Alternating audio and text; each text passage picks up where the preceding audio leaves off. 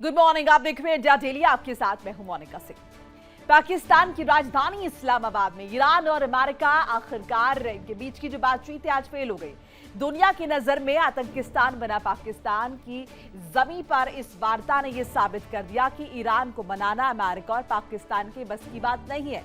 वह किन शर्तों को लेकर यह वार्ता फेल हुई है, इस बारे में जेन डिफेंस ने भले ही इंफॉर्मेशन ना दी हो, भले ही जानकारी ना दी हो, लेकिन तेहरान अपनी परमाणु क्षमता बनने वाली शर्त पर अडिग लग रहा है। इसके पीछे ट्रंप हाथ धोकर पड़े हुए हैं। वही बात पहले दौर की करें तो पहले दौर की बातचीत में दोनों देशों की टीम्स ने आपस में मसौदे और जरूरी दस्तावेज शेयर किए हैं। ईरान सरकार की माने तो कुछ मुद्दों पर अभी भी मतभेद है। हालांकि सबकी नजरें आज की बातचीत पर टिकी थी, जो कि फेल हो चुकी है। मीडिया रिपोर्ट्स के मुताबिक बैठक में एक्सपर्ट्स ने सुरक्षा, राजनीति, सेना, अर्थव्यवस्था और कानून से जुड़े मुद्दों पर बात की है। अमेरिका की तरफ से उपराष्ट्रपति जेडी वेंस, जबकि ईरान की तरफ से संसद स्पीकर मोहम्मद बागेर गालिबाफ ने नेतृत्व किया। वहीं ईरान ने लेबनान पर तुरंत इजरायली हमले रोकने की मांग की। 47 साल पहले यानी 1979 में ईरान की इस्लामिक क्रांति के बाद ये पहली बार था जब दोनों देश के नेताओं ने इतने बड़े स्तर पर आमने सामने बैठकर बातचीत की हो। लेकिन बातचीत का नतीजा क्या? वो निकला सिफर। यानी कि ये बात पूरे तरीके से, ये वार्ता पूरे तरीके से फेल हो गई। लंबे समय से इस बातचीत का इंतजार हो रहा था, लेकिन बातचीत फेल हो गई है। अब आपको ये बताएंगे कि ईरान की किन किन शर्तों को अमेरिका अब तक ठुकरा चुका है।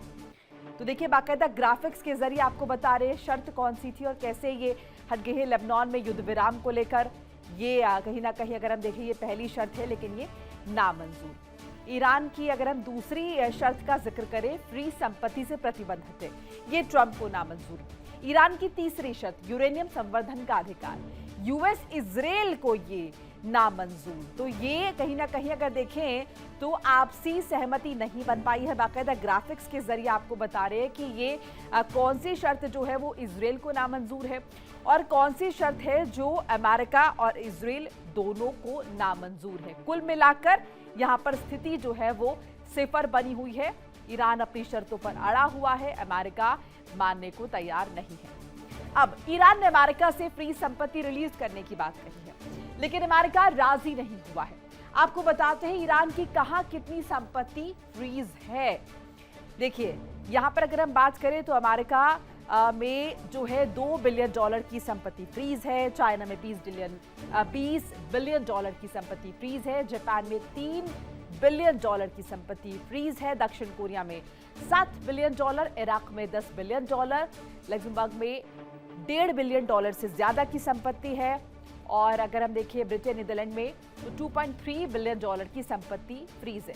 कुल मिलाकर अगर देखें तो 11 लाख करोड़, आप इसे मान लीजिए, ये ईरान की संपत्ति फ्रीज है, जिस पर भी सहमति अभी तक नहीं बन पाई है। कुल मिलाकर एक बार फिर से सरल शब्दों में बताइए, ये बातचीत फेल नजर आई है। इसी पर ज्यादा इंफॉर्मेशन के लिए मेरे साथ मेरे सहयोगी जुड़ रहे हैं नासिर खान। नासिर, इसी बातचीत का तो हम इंतजार कर रहे थे। ये वार्ता होगी इस्लामाबाद में, जहां पर ईरान बैठेगा और अमेरिका आमने सामने बैठेगा और पहली दफा front to front, face to face ही बातचीत होगी। लेकिन बातचीत तो जैसा कि अटकलें थी फेल हो जाएगी और कुछ हुआ भी ऐसा ही। अब क्या नजर आता है, इसके बाद क्या? देखिए, ये पहले से ही जो है सबकी नजरों में यही था। अब कोई ऑफिशियल इस बात को डिक्लेयर नहीं कर रहा था क्योंकि उम्मीदें थी। लेकिन पहले ही जब ये बातें हुई थी, जब जो शर्तें थी, जो टर्म्स एंड कंडीशंस दोनों तरफ थी, चाहे ईरान की तरफ थी या यूएस की तरफ थी, उससे पहले से ही ना ईरान तैयार था ना अमेरिका तैयार था। अब इस्लामाबाद पाकिस्तान में ये वार्ता हुई, वहां पे उम्मीद थी कि मे भी कुछ फ्रूटफुल रिजल्ट सामने आएगा। लेकिन वो बात भी जो है सामने आई कि जो व्यर्थता वहां पे हुई, पीस टॉक जो हुई वो फेल हुई। उसके बाद अगर देखा जाएगा, लगातार कल से ही हमने देखा सोशल मीडिया पे, चाहे हम इसराइली प्राइम मिनिस्टर की बात करें नेतन्याहू या डोनाल्ड ट्रंप की अगर बात करेंगे, तो कल से ही टीवी सोशल मीडिया हैंडलर्स पे उनके जो है इसके रिप्रेजेंटेशन नजर आए, जिसमें डोनाल्ड ट्रंप ने कहा कि मुझे इस चीज से कोई फर्क नहीं पड़ता है कि ईरान ये शर्तें मानेगा या नहीं मानेगा। वही इसराइल की तरफ से भी ये कहा, क्लियरली कहा गया कि बात होगी, हम ईरान और लेबनान हिजबुल्लाह जो आतंकी कैंप्स है वो उनको बख्शा नहीं जाएगा, क्योंकि इसमें देख लीजिए सबसे महत्वपूर्ण बात यह है कि इसराइल की तरफ से अभी तक जो है हमले हुए, बैकएंड पे उनके यूएसए था, इसराइली इस पीस टॉक्स में मिसिंग था। उसे कहीं ना कहीं लगता था कि ये बातचीत पहले से ही फेल होगी। उसके बाद आप टर्म्स एंड कंडीशंस देखिए, चाहे आप स्टेट हॉर्मोज की बात करें, संपत्ति की बात करें, यूरेनियम की बात करें, या उसके साथ साथ जो एसेट्स है उनकी बात करें, उससे पहले ही यूएसए उस चीज पे एग्री नहीं था। और बिल्कुल। तो ईरान भी जो नासिर, है आप मेरे इन साथ चीजों। बने रहिए, अपडेट्स लगातार दर्शकों के साथ साझा करें। तो निश्चित तौर पर ये बुरी खबर है, ये जेडी वेंस की तरफ से खुद कहा गया भाई यूएस ईरान के बीच बातचीत फेल हो गई है। इस्लामाबाद में अमेरिका ईरान के बीच वार्ता फेल हो गई, ईरान के साथ बातचीत सफल नहीं हुई है, ये जेडी वेंस द्वारा कहा गया है। इसके साथ उन्होंने कहा कि हम खुले दिल से यहाँ आए थे लेकिन वापस जा रहे हैं, अब तक हम किसी नतीजे पर नहीं पहुंचे हैं, ये कहा गया है। ईरान के साथ बातचीत सफल नहीं हुई, जेडी वेंस ने साफ तौर पर कहा। जिस बातचीत के लिए आए थे वो बातचीत सफल नहीं हुआ। हालांकि इससे पहले ट्रंप ने कहा कि हमें फर्क नहीं पड़ता। जेडी वेंस ने क्या कहा है आपको बता रहे, उन्होंने कहा कि बुरी खबर है, हम किसी समझौते पर नहीं पहुंच पाए। मुझे लगता है ये ईरान के लिए ज्यादा बुरी खबर है, ना कि अमेरिका के लिए। इसीलिए हम बिना किसी समझौते पर पहुंचे अमेरिका वापस लौट रहे हैं। उन्होंने यानी कि ईरान ने हमारी शर्तें मानने से इनकार कर दिया। इसके अलावा उन्होंने कहा कि बातचीत में जो भी कमियां रही हैं वो पाकिस्तानियों की वजह से नहीं थी। उन्होंने बहुत बढ़िया काम किया और सच में हमारी और ईरानियों की मदद करने की कोशिश की ताकि हम दोनों के बीच की जो खाई है वो भर सके और किसी समझौते पर पहुंच पाए। हम पिछले 21 घंटों से इस काम में लगे हुए हैं और हमने ईरानियों के साथ कई अहम बातचीत की है। ये अच्छी खबर है, लेकिन बुरी खबर यह है कि किसी निष्कर्ष पर, किसी समझौते पर नहीं पहुंच पाए हैं। उन्होंने आगे कहा कि मुझे लगता है ये ईरान के लिए ज्यादा बुरी खबर है, ना कि अमेरिका के लिए। Field Marshal Munir, who were both incredible hosts, and whatever shortcomings in the negotiation, it wasn't because of the Pakistanis who did an amazing job and really tried to help us and the Iranians bridge the gap and get to a deal. We have been at it now for 21 hours, and we've had a number of substantive discussions with the Iranians. That's the good news. The bad news is that we have not reached an agreement. And I think that's bad news for Iran much more than it's bad news for the United States of America. So we go back to the United States having not come to an agreement. We've made very clear what our red lines are, what things we're willing to accommodate them on, and what things we're not willing to accommodate them on. And we've made that as clear as we possibly could. And they have chosen not to accept our terms. तो JD Vance को आप सुन रहे थे, जिनका साफ तौर पर कहना था कि ये खबर जो है ये ईरान के लिए ज्यादा बुरी है। हमने अपनी तरफ से कोशिश की है लेकिन अंत में किसी तरह का समझौता नहीं हुआ है। उन्होंने हमारी शर्तें मानने से इनकार कर दिया। जेडी वेंस के इस आखिरी सेंटेंस में सारा अगर हम देखें निष्कर्ष छिपा हुआ है। हमारी शर्तें मानने से इनकार कर दिया, यानी कि ईरान की शर्तों पर बात के लिए यहां पर नहीं आए थे, यहां पर हम अपनी शर्तों पर बात के लिए आए थे, जिस पर ईरान माना नहीं है। ऐसे में यह बुरी खबर भी ईरान के लिए हो जाती है, ये भी साथ साथ जेडी वेंस ने यहां पर साफ किया है। मेरे साथ विकास अब्रोल जुड़ रहे हैं, मेरे सहयोगी नासिर खान पहले से बने हुए हैं, रजनीश शर्मा भी मेरे साथ जुड़ चुके हैं इसी पर बातचीत के लिए। एक बार विकास का रुख कर लेते हैं। विकास, जेडी वेंस का वो स्टेटमेंट हमने अभी अभी सुनाया अपने दर्शकों को, जिसमें उन्होंने कहा कि हमारी शर्तों पर ईरान नहीं माना है, ये ईरान के लिए बुरी खबर है। यानी कि उन्होंने साफ कर दिया अपने स्टेटमेंट से कि हम ईरान की शर्तों पर बात के लिए आए ही नहीं थे, हम यहां आए थे हमारी शर्तों पर बातचीत के लिए।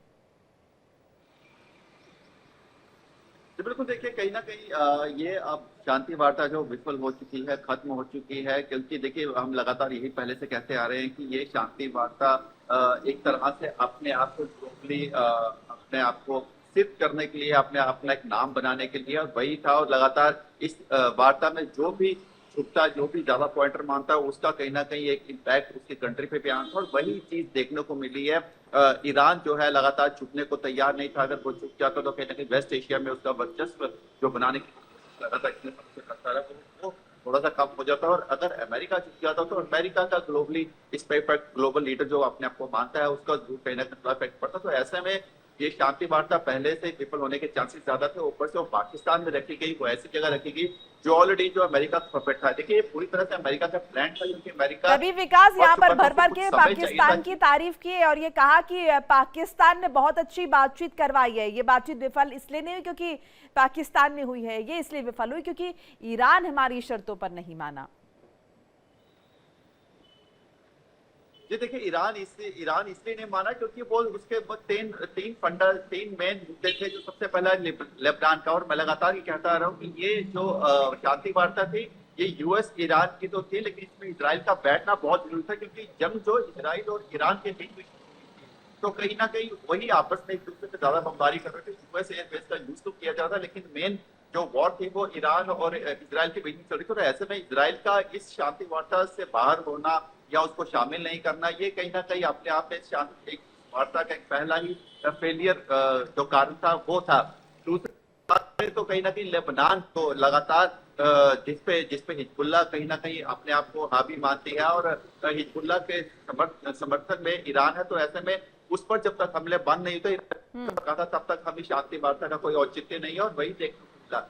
ठीक है, सबसे बड़ी बात यूरेनियम के ठीक है विकास में लौट आपके पास। रजनीश का एक बार कर लेते। रजनीश, इसी बातचीत का इंतजार करे थे, अब ये तो नाकाम हो गई, ऐसे में क्या ऑल्टरनेटिव्स नजर आते हैं? हालांकि जिस तरह का रुख यहाँ पर अमेरिका ने दिखाया है, ट्रम्प ने कहा कि हमें तो फर्क ही नहीं पड़ता है, यहाँ पर ईरान का नुकसान हुआ है, अब क्या सिनारियो नजर आता है? देखिए, आपको दो बातों पे गौर करना होगा। पहली बात, आपको याद होगा जब ये जो वार्ता होनी थी उससे पहले ही जो डोनाल्ड ट्रंप है उन्होंने साफ तौर पे कह दिया था कि किसी भी हाल में चाहे वार्ता सफल रहे या विफल हो, स्ट्रेट ऑफ हार्मोज जरूर खुलेगा और हम उसे खुलवा के रहेंगे। तो ये कहीं ना कहीं डिक्टेटरशिप वाली बात जो डोनाल्ड ट्रंप ने कही थी। उसके बाद आपको याद होगा कि कल जब ये पूरी बातचीत हो रही थी तो उस दौरान ये बात निकल के सामने आई थी, रॉयटर्स के हवाले से एक खबर सामने आई थी कि जो अमेरिका है वो ईरान की जो एक शर्त थी जिसमें यह कहा गया था कि दुनिया भर में जहां जहां दूसरे देशों में ईरान की प्रॉपर्टीज या फिर बैंक अकाउंट्स हैं जिनमें बैंक्स में काफी सारी संपत्ति है, उसको अमेरिका उस पे जो है वो कोई भी अपना पकड़ नहीं बनाएगा, ना ही उसे फ्रीज करवाएगा, ना ही उसको अपने कब्जे में लेगा। इस बात को लेके अमेरिका तैयार हो गया था, ऐसी बातें सामने आई थी। लेकिन आप एक बात सोचिए कि जो 10 शर्तें ईरान ने रखी थी वो अमेरिका किसी भी हाल में नहीं मान सकता। ये शुरुआती दौर से हम सभी लोग ये जानते थे। अब जहां तक बात जेडी वेंस की है, जो साफ तौर पे उन्होंने ये बात जो अमेरिका की का पक्ष या अमेरिका की जो शर्तें हैं वो ईरान के सामने रखी, तो ये बहुत मुमकिन था, ये बहुत स्वाभाविक भी था। कल इंडिया डेली ने खुद ही सबसे पहले ये बता दिया था कि ये जो वार्ता जिस माहौल में शुरू हुई है, जिस जगह शुरू हुई है और जिस अंदाज में शुरू हुई है, ये सफल नहीं हो सकती। लेकिन कुछ समय का इंतजार कर दूंगा, या कुछ समय बीत गया तो अब साफ तौर पे जेडी वेंस और अमेरिका की तरफ से ये बयान सामने आ गया है कि ईरान ने हमारी शर्तें नहीं मानी है और ये पूरा विफल रहा। साथ ही जो पाकिस्तान है उसकी मेजबानी के लिए उसको बधाई दी। सबसे पहली बात तो पाकिस्तान मेजबान नहीं था, पाकिस्तान सिर्फ सहयोगी था ये वार्ता करवाने में, ना कि मेजबान था।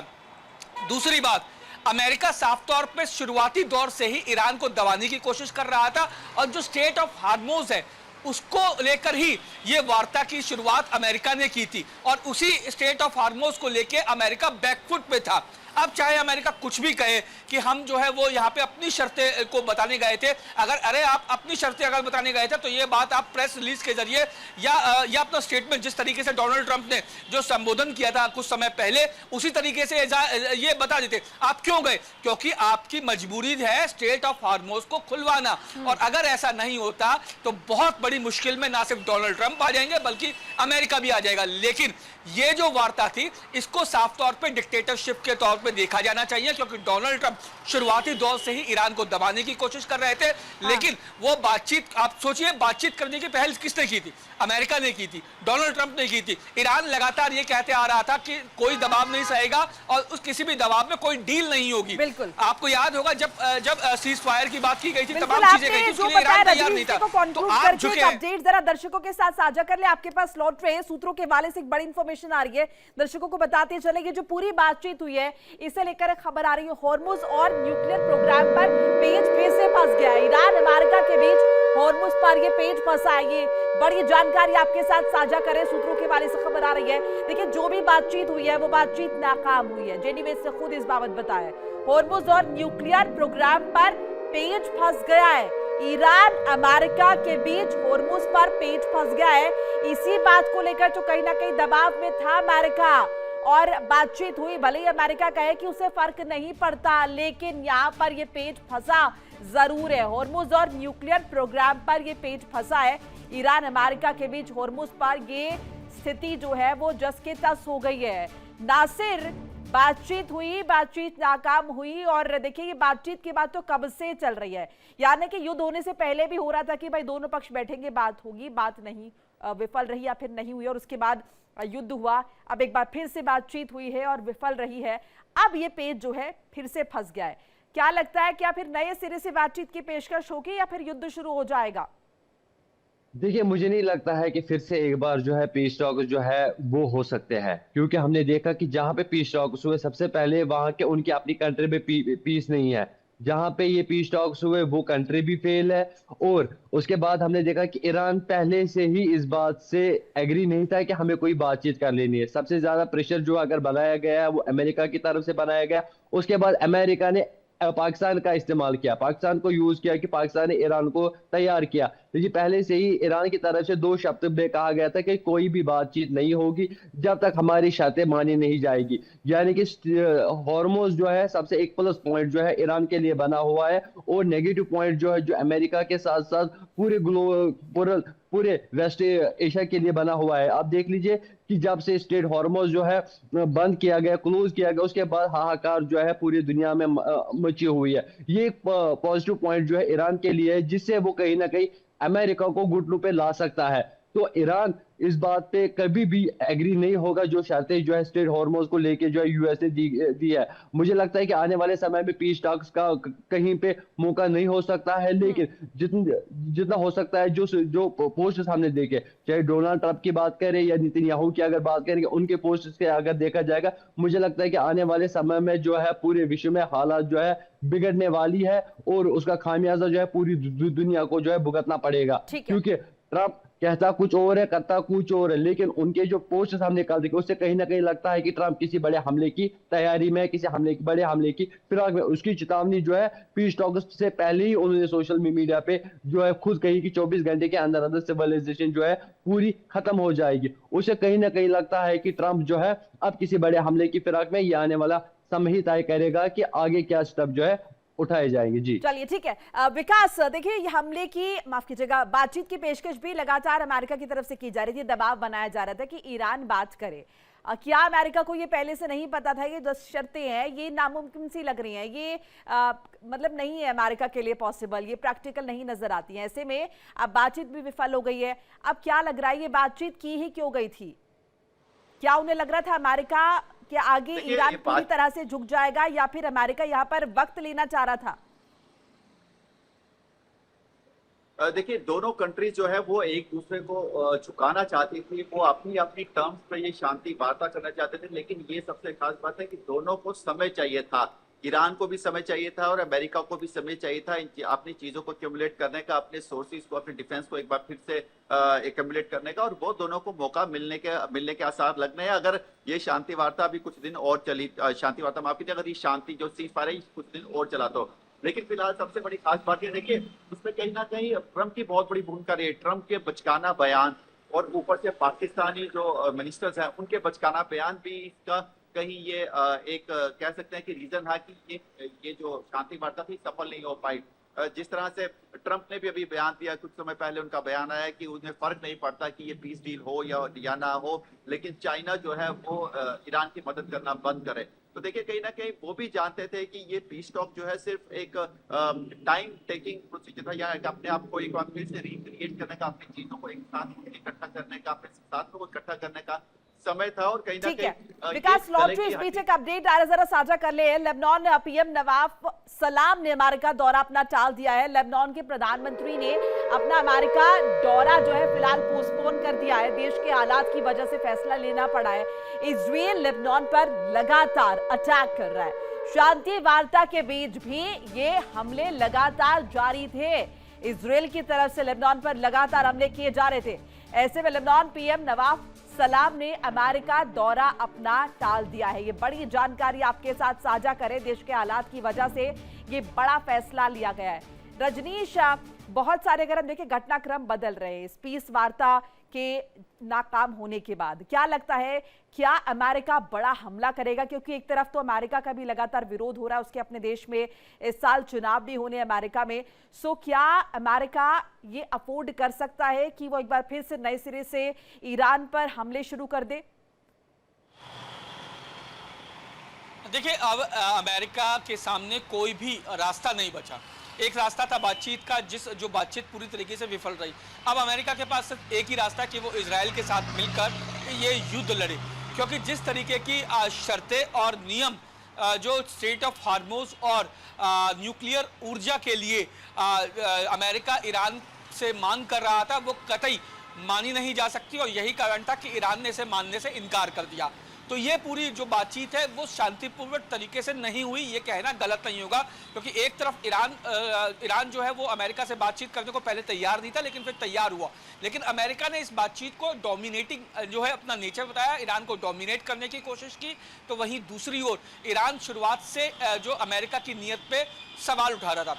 अब जब ये वार्ता विफल रही है तो मुझे लगता है कि अब आने वाले समय में अमेरिका या डोनाल्ड ट्रंप के सामने कोई और रास्ता नहीं बचा है, क्योंकि इजराइल पहले से ही जो इस बातचीत के पक्ष में नहीं था, इस शांति वार्ता के बीच के पक्ष में नहीं था। उसका कहना था कि वो लगातार हमला करता जाएगा, जो हमला हो भी रहे थे। सीज फायर की जहाँ तक बात है, सीज फायर के बाद भी ये हमले लेबनान पे किए जा रहे थे। और हिजबुल्ला जो है वो ईरान के सपोर्ट में था, इसीलिए ईरान हिजबुल्ला को सपोर्ट करते हुए इस युद्ध को कंटिन्यू करे हुए था।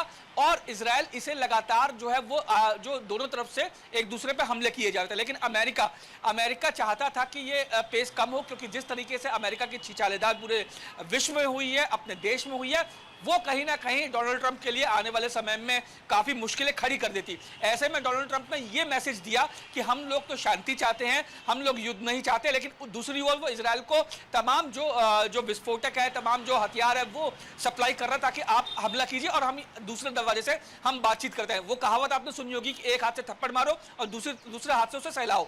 यानी एक तरफ इजराइल से हमला करवा रहा है, दूसरी तरफ से विश्व को यह मैसेज देने की कोशिश कर रहा है कि अमेरिका ये युद्ध नहीं चाहता है।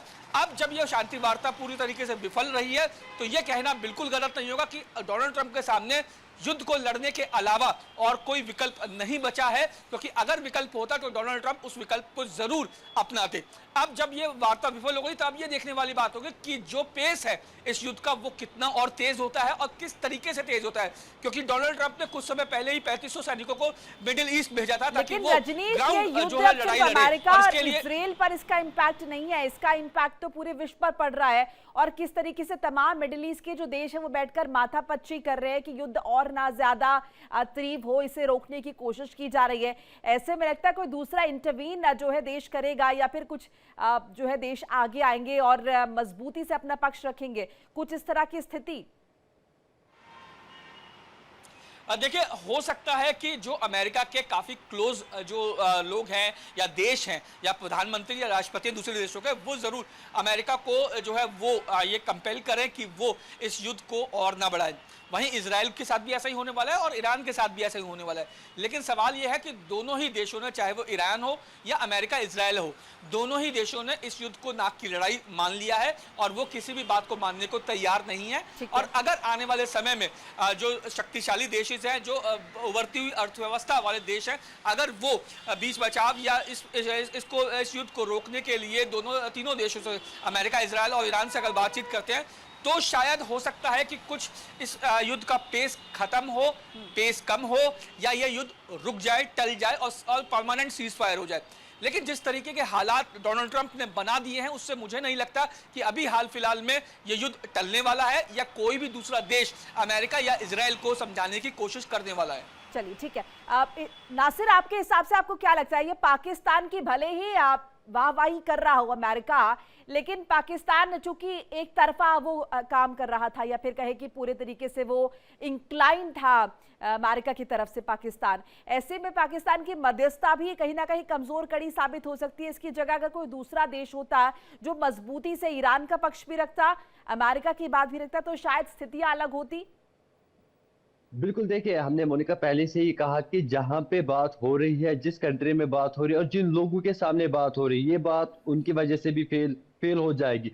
क्योंकि अपनी कंट्री में अगर देखा जाएगा 1947 से लेकर 2026 तक वो अपनी कंट्री में पीस प्रिवेल नहीं कर पाए, अपनी कंट्री में वो शांति नहीं लाए, तो उसके बाद वो उनसे कैसी उम्मीद ला सकते हैं कि वहां पे जो है अमेरिका और जो सुपर पावर कंट्री है और ईरान के बीच में जो है वो पीस लाने में कोई मदद कर सकते हैं।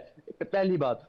दूसरी बात, आपको ये भी बताते चले कि जहां पे ये बात हुई इस्लामाबाद में, वहां पे आप देख लीजिए कि पाकिस्तान की तरफ से कोई भी जो अभी तक बातचीत हुई उनको बुलाया गया, वो अमेरिका के कहने पे बुलाया गया, यूएस के कहने पे बुलाया गया, टीवीटी जो है यूएस के कहने पे किए गए। क्योंकि आपको पता होगा कि पाकिस्तान जो है वो पपेट बना हुआ है अमेरिका का, यानी कि उसके पाकिस्तान को छोड़कर और भी बाकी कंट्री थी, हमारा भारत देश है, बाकी ऐसी नेटो की कंट्री थी, वहां पे भी ये बातचीत हो, जिनके पास नॉलेज हो, जो मेडिएशन के लिए माने जाते हैं, जिनके पास इस चीज की नॉलेज हो, जो किसी चीज को टैकल करने में माहिर हो, उनसे अगर बात होती तो मे भी आज रिजल्ट कुछ और होते। अमेरिका ने भी जो है जानबूझ के पाकिस्तान को ही चुन लिया, और पाकिस्तान को पहले से ही तैयार किया गया था कि कैसे ट्वीट्स आपको कर लेने। उसकी एग्जांपल आपको जो है प्राइम मिनिस्टर जब ट्वीट किया, उसने ड्राफ्ट लिखा था, उस पर भी कई सारी कंट्रोवर्सीज जो है वो उठे, वो कहीं ना कहीं एक सबूत जो कई सवाल खड़े कर रहे, क्या पहले से ही पाकिस्तान इनको पर भी चैप्टर दबाव मिला था था? ना नासिर, अगले आईएमएफ बेल आउट पैकेज का भी तो इंतजाम करना है, इस वजह से जैसा अमेरिका बोलेगा वो पाकिस्तान को करना है। बहरहाल आपको लग रहा है कि अब रशिया या चाइना जैसे देश जो हैं वो फ्रंट में आएंगे और कोई बातचीत की पहल हो सकती है, क्योंकि निश्चित तौर पर ये तो सभी जानते हैं कि बातचीत ही अंत में हल होता है किसी भी युद्ध का, किसी भी जंग का, या फिर किसी भी मसले का। बातचीत के बगैर जंग जो है, हमने लगातार देखा पिछले इतने दिनों से जंग चल रही है, तो कोई जो है रणनीति नहीं निकली कि जो शर्तें हैं उसको मानने के लिए ना तो ईरान तैयार है, ना तो यूएसए तैयार है। इसके लिए जो मीडिएशन टीम होगी, जो भी कंट्री होगी, चाहे वो भारत होगा, रशिया होगा, टर्की होगा, चाइना होगा, उनको पहले जो है इस बात की सहमति कर लिया, इस कंट्री को मनवाना है कि ठीक है, अगर ये बात आपने नहीं मानी, आप बता दीजिए कि क्या ऑल्टरनेटिव है, इसमें ऑल्टरनेटिव देखने हैं। देखिए डायरेक्टली बात स्ट्रेट हॉर्मुज़ का डोनाल्ड ट्रंप ने लेकिन क्लियर इसमें लिखा, निश्चित तौर पर अगर नहीं वक्त खोला जाएगा। बहुत बहुत शुक्रिया आप दोनों का, रजनीश और नासिर, आपका भी तमाम जानकारी अपडेट साझा करने के लिए। कुल मिलाकर बातचीत नाकाम हो गई है, लेकिन इस घटनाक्रम किस तरीके से बदलेगा इस बातचीत के विफल होने के बाद, क्योंकि अटैक्स तो अभी भी मिडिल ईस्ट में हो रहे हैं, लेबनान पर लगातार इजराइल की तरफ से हमले किए जा रहे हैं। अब ईरान क्या सीज फायर को मानता है, अमेरिका का क्या पक्ष होता है, ये देखना होगा, या फिर नए सिरे से बातचीत की पेशकश की जाती है। फिलहाल एक छोटा सा ब्रेक, जाने से पहले याद दिला दें कि इंडिया डेली आपके स्मार्ट टीवी पर भी मौजूद है। इंडिया डेली 24x7 इन सभी प्लेटफॉर्म पर आप लाइव देख सकते हैं।